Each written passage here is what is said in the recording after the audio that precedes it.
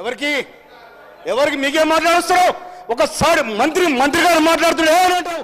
అదేనండి మర్యాద లేదే. మంత్రి గారు మాట్లాడుతున్నారు మీరేం మాట్లాడరు? మంత్రి గారు మాట్లాడుతున్నారు మీరేం మాట్లాడరు? ఏ అంటావు? అదేనండి సభ మర్యాద. ఇక్కడ శామ్యూల్ గారు, అందుకోసం అధ్యక్ష మీకు ఇవాళ గోల్కొండ కోట కింద ఒక పాట రాసిండ్రు.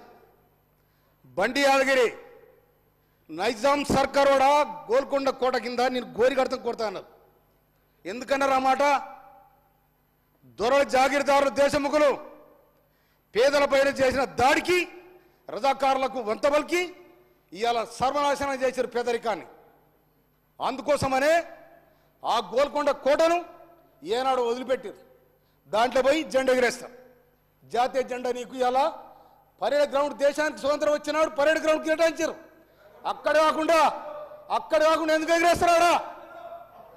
అందుకోసమనే నీ రాజరిక పాలన సాగది.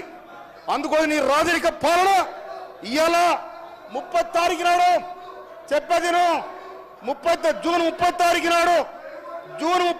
నాడు గుద్దురు గుంచితే 3 తారీఖు నాడు అక్కడ బయట మీరు. అది ప్రజాస్వామ్యాన్ని రక్షించే ప్రజా అవగాహన కూడా మీకు లేదు.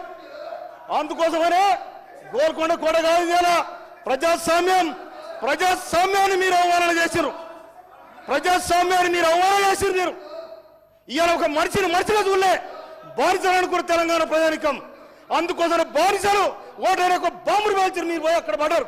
అందుకోసం మళ్ళీ ఒకసారి మీరు అవమానపరిచే విధంగా ఇక్కడ మంత్రులు కానీ వ్యవస్థను కానీ మీరు ఆ విధంగా మాట్లాడితే చరిత్ర క్షమించదని కూడా హెచ్చరిస్తాను నేను. శ్రీహరి గారు.